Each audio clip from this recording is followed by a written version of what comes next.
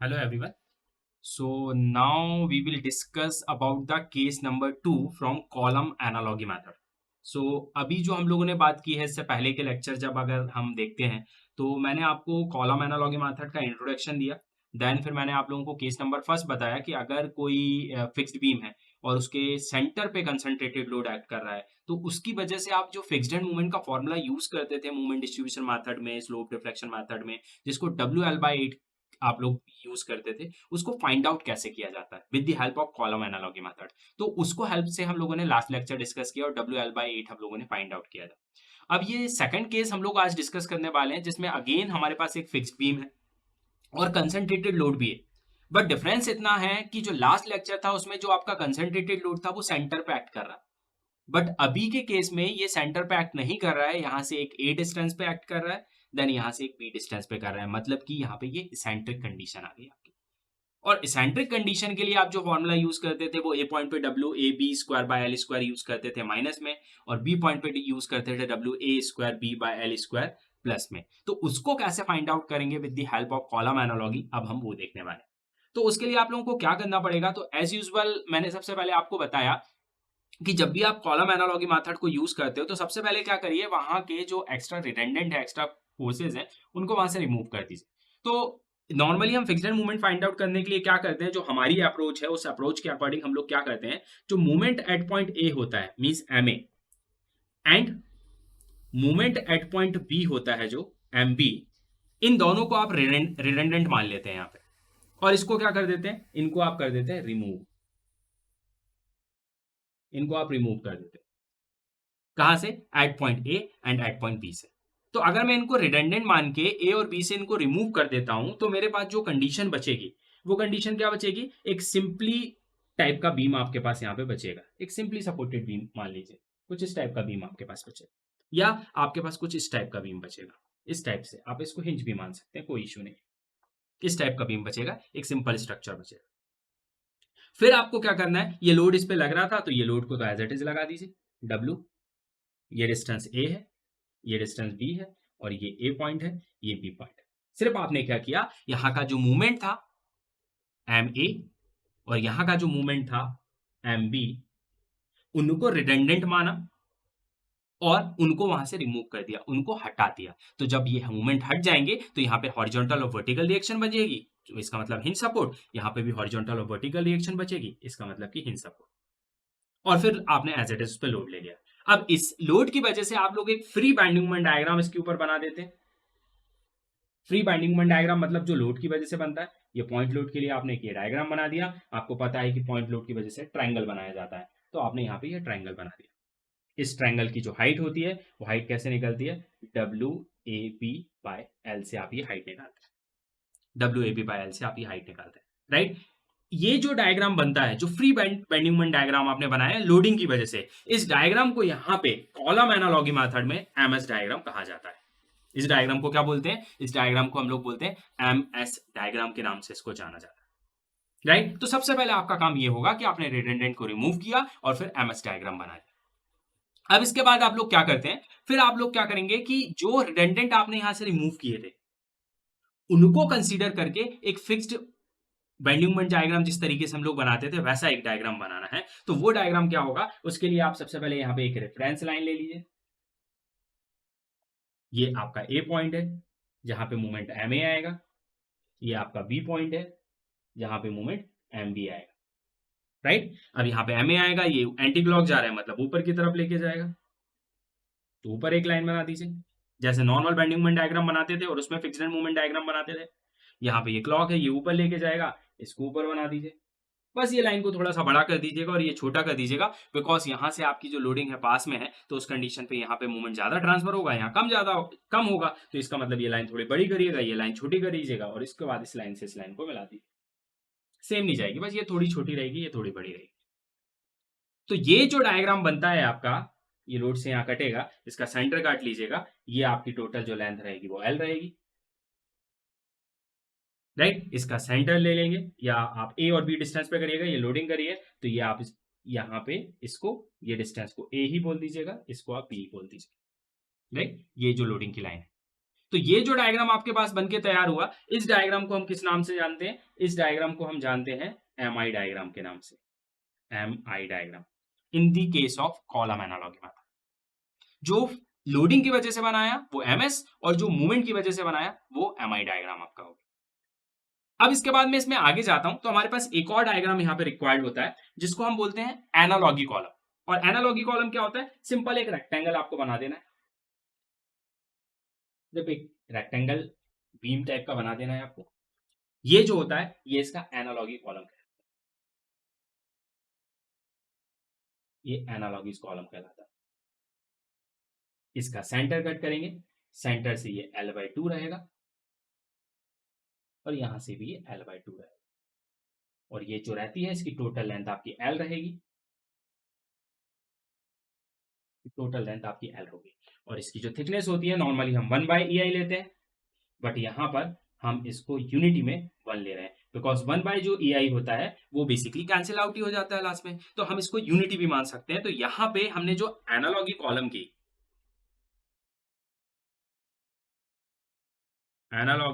की थिकनेस ली हुई है, थिकनेस वो हमने यूनिटी ली है, 1 ली है, यूनिटी ली है मतलब 1 mm थिकनेस ली है, 1 थिकनेस ली है, राइट। क्यों लिया ऐसे? क्योंकि वैसे भी 1/EI तो आपका कैंसिल आउट हो जाता है, तो 1/EI को मैंने यहां से हटा दिया। सो ये बन गया आपका एनालॉगी कॉलम। तो MS डायग्राम बन चुका है, MI डायग्राम बन चुका है, और उसके बाद आपने एनालॉगी कॉलम बना लिया। अब इसके बाद आप लोगों को क्या करना है? अब मैं जो कैलकुलेशन करता हूं उसमें क्या करना पड़ता है? सबसे पहले हम लोग क्या करते हैं, इसका total load on the column निकाल लेते हैं। तो सबसे पहले स्टार्ट करेंगे total load on column, total load on column निकाल लेते हैं, जो कि एनालॉगी कॉलम में किसके बराबर होता है? वो इक्वल होता है volume of the load diagram, volume of the load diagram के इक्वल में होता है। अब टोटल लोड लगाना है, इसका मतलब volume of the load diagram, और volume of the load diagram मतलब MS डायग्राम, इसका आपको वॉल्यूम लेना पड़ेगा जो कि लोड के बराबर होगा। इसका मतलब लोड मतलब यहां पे आप उसको P से रिप्रेजेंट करते हैं। तो अब मुझे इस डायग्राम का वॉल्यूम लेना है, वो जो लोड के बराबर होगा, तो इसका वॉल्यूम क्या होगा? इसका वॉल्यूम होगा हाफ इंटू बेस। इसका बेस कितना है? टोटल लेंथ L है, तो L इंटू हाइट, इसकी हाइट मैंने आपको क्या बताई? WAB/L, इसका मतलब लेंगे WAB/L। और इसको अगर मैं सॉल्व करता हूं तो ये सॉल्व होके कितना हो जाएगा? तो इसको सॉल्व करते हैं 1/2, ये L से L कट जाएगा, मतलब ये बेसिकली क्या बचेगा? WAB/2 के बराबर। ये आपका लोड निकल गया इसमें, या volume of the load diagram हो गया। अब जैसे ही volume of the load diagram निकल जाता है, अब बेसिकली यहाँ पे एक थोड़ा सा चेंज आता है। वो क्या होता है? आप चाहें तो पहले इसका एरिया निकाल लें, तो एरिया हम पहले निकाल लेते हैं, एरिया और निकाल लेते हैं इसका एरिया। एरिया किसका निकलता है? Area of the analogy column निकलता है, एनालॉगीज कॉलम। और एनालॉगीज कॉलम का एरिया क्या हो जाएगा? एनालॉगी कॉलम आपको एक रेक्टेंगल सेक्शन दिख रहा है, मतलब इसकी लेंथ कितनी है? L, और इसकी थिकनेस को हमने इस बार 1/EI नहीं लिया हुआ है, हमने क्या लिया है? यूनिटी। यूनिटी मतलब क्या लिया है? 1, मतलब इसका एरिया क्या हो जाएगा? लेंथ L इंटू 1, इसका मतलब इसका एरिया होगा A इक्वल L हो जाएगा, राइट। तो एरिया कितना हो गया? L के बराबर हो गया, क्योंकि 1 से मल्टीप्लाई होगा तो L ही बचेगा। तो एरिया निकाले।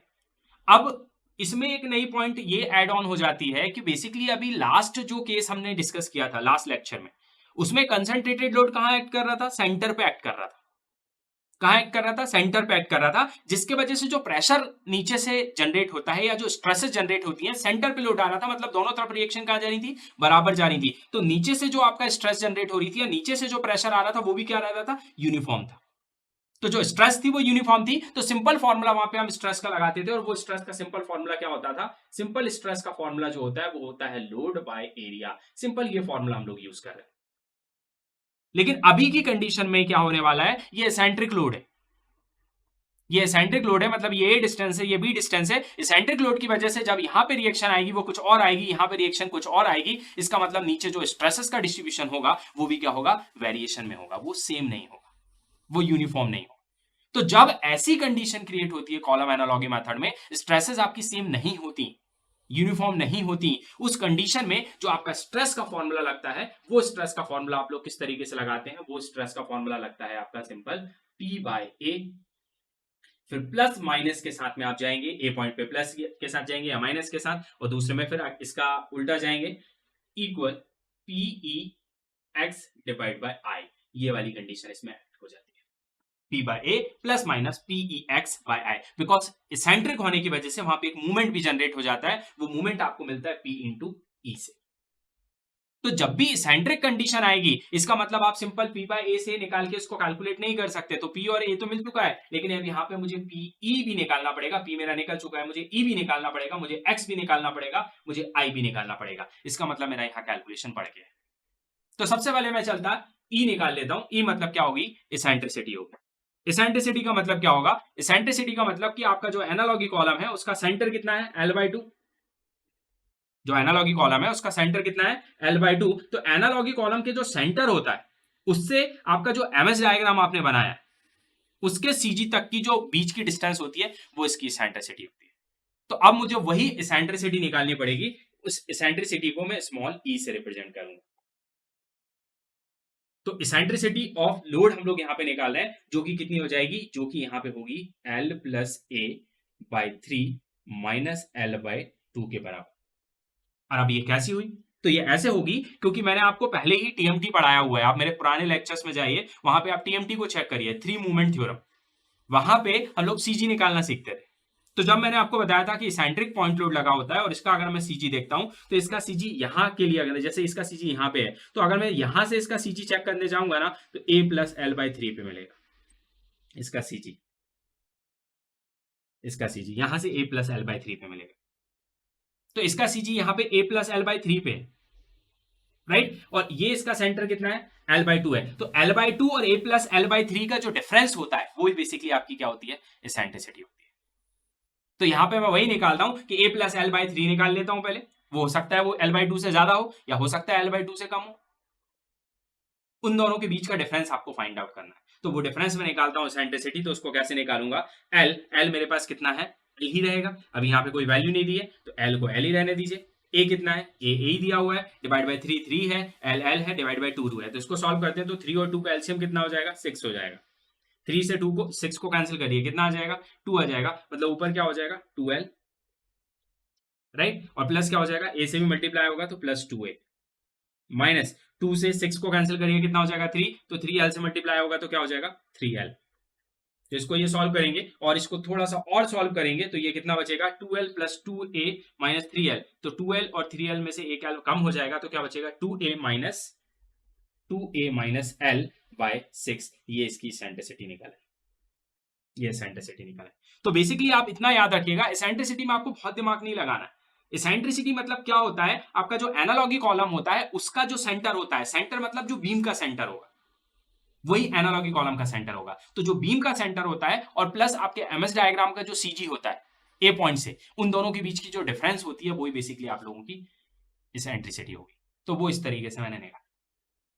अब जैसे मेरी इसेंट्रिसिटी मुझे मिलेगी, इसके बाद area of the analogy column section हम लोग निकालेंगे। तो area of the column analogy section तो हम लोगों ने शायद पहले ही निकाल लिया था, एल निकल चुका था, राइट। अब इसके बाद मुझे क्या चाहिए, मेरे पास पी निकल चुका है, मेरे पास ए भी निकल चुका है, लोड में निकाल चुका हूं, लोड मैंने ये निकाला था WAB/2, ये निकल चुका है, एरिया भी मैं निकाल चुका हूं, एल मेरे पास ऑलरेडी है, यहाँ पे ई भी मैं निकाल चुका हूं, ई भी मुझे मिल गया। अब मेरे पास क्या नहीं है, एक्स नहीं है और आई नहीं। तो x तो सिंपल सी बात है, x मतलब बेसिकली जो आपका कॉलम एनालॉगी कॉलम है उसका सेंटर ही होगा, x जो लिया जाएगा यहाँ पे L/2 ही लिया जाएगा। तो x आपको निकालने की जरूरत नहीं है, वो L/2 रहेगा। मेनली आपको यहाँ पे I और निकालना है, मतलब मूवमेंट ऑफ इनर्शिया और निकालना। तो अब हम निकालेंगे movement of inertia MI, movement of inertia MI of the section, of the section, और किसका, एनालॉगी कॉलम का। तो एनालॉगी कॉलम जो आपको दिया हुआ है इसका मूवमेंट ऑफ इनर्शिया चाहिए। तो एनालॉगी कॉलम आपको क्या दिख रहा है, आपको क्या दिख रहा है, किस टाइप का शेप दिख रहा है, रेक्टेंगल दिख रहा है। रेक्टेंगल का मूवमेंट ऑफ इनर्शिया क्या याद किया था, क्या होता है, BD³/12।